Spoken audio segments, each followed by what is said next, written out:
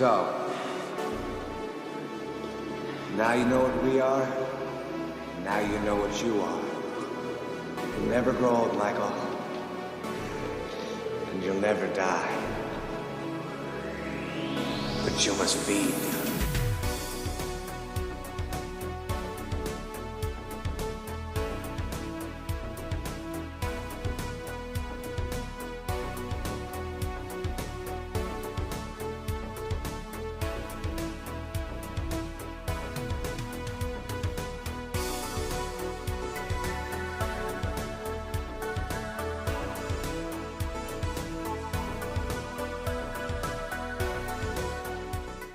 Every decade has had films that defines the respective era. The 1980s are no exception. Almost every single film I have seen from the 80s has left memories that I will cherish for life. Thanks to the streaming services, I don't have to dig up old VHS tapes and I can just watch the movies I like from the 80s in an instant. Today I will be going over The Lost Boys 1987. This movie was one of the first vampire movies that introduced me to the concept of what a vampire is.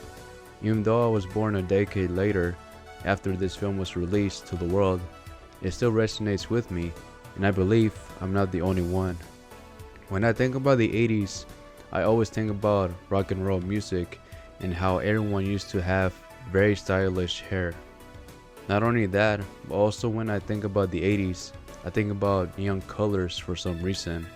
This decade also saw a strong sense of rebellion and self-expression with a mix of punk and, like I said, rock music influencing the style and attitude of the era. The party scene in the movie catches how everyone, and I mean everyone, having a great time. There was no smartphones and everyone got along with each other, just enjoying the music at the Santa Cruz boardwalk. Yes, if you didn't know, Santa Carla was actually a fictional name used for the Lost Boys movie. The real boardwalk's name is Santa Cruz. Starting from June 2nd, 1986 to June 23rd, it took the creators 21 days to film this movie. With a budget of $8.5 million, the film made $32 million worldwide after its initial release. When I first saw the movie, I had no clue this was even created in the 80s. I was about maybe 7 years old when I first saw it. It used to come out a lot on TV repeatedly.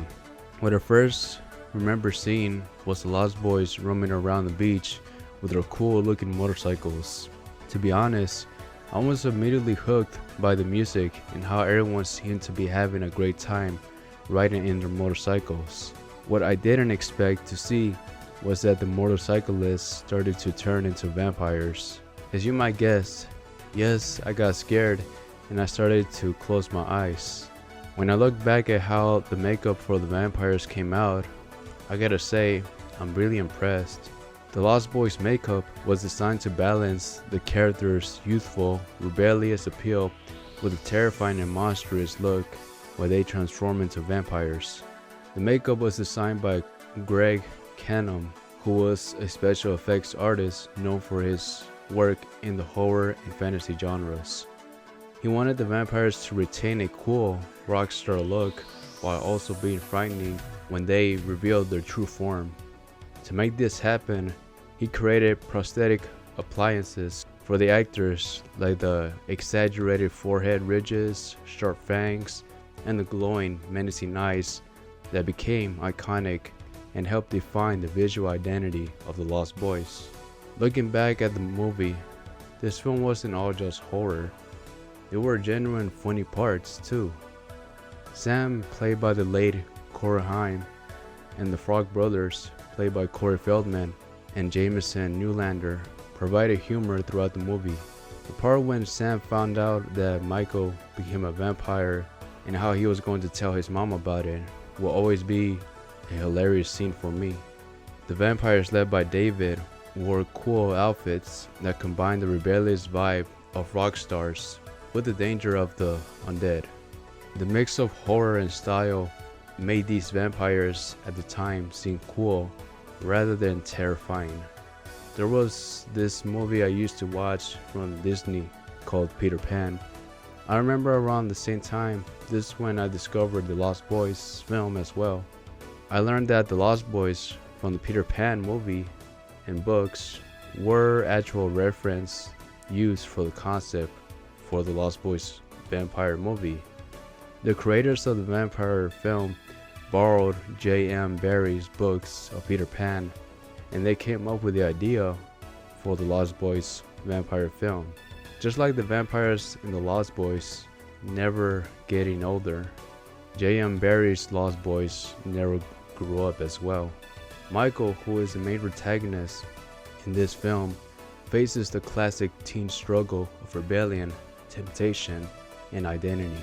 At the beginning of the film, we see Michael moving to a new town called Santa Carla with his young brother Sam and his mother.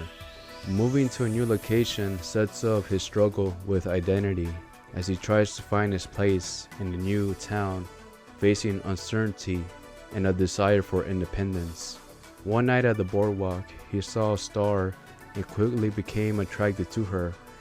Little did he know that star was connected to David's gang of vampires.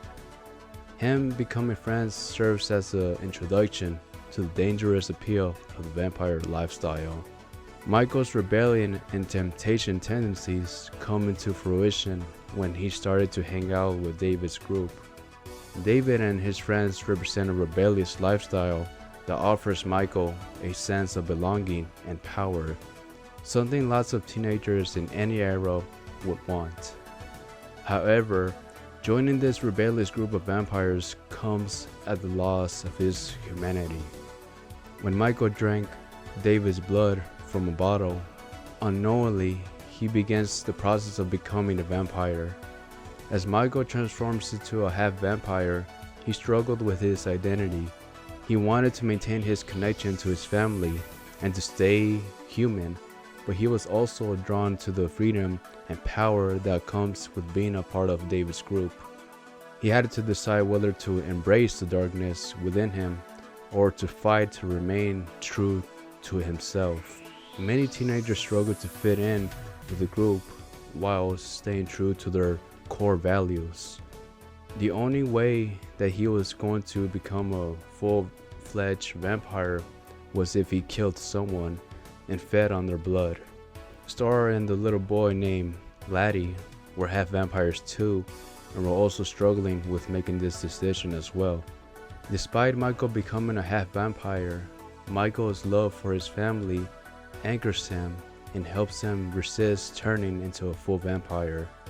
He ultimately chooses to reject the path offered by David's gang, reaffirming his loyalty to his family and humanity.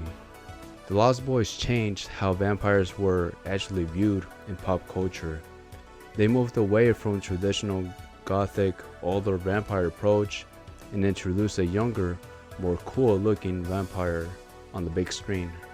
The portrayal of these vampires paved the way for modern vampire stories like Twilight and The Vampire Diaries. The main theme song, Cry Little Sister, made by Gerard McMahon, was specifically created for the movie, and I believe the song fits the vibe of the Lost Boys perfectly.